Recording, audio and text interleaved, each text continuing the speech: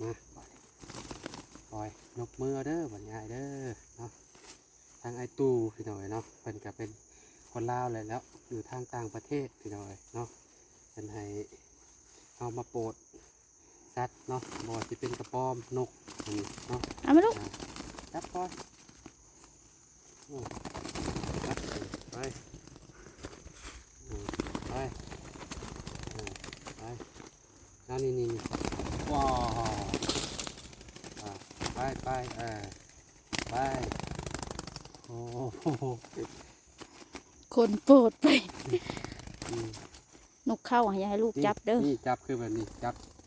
นี่ โชคดีเด้อ โชคดีปล่อยบัดนี้ปะ โชคดี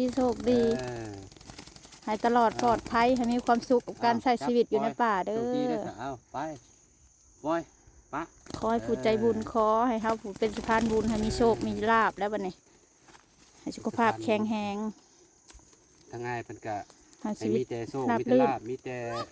เงินคำหลั่งไหลมาเทมาได้อเด้อเนาะ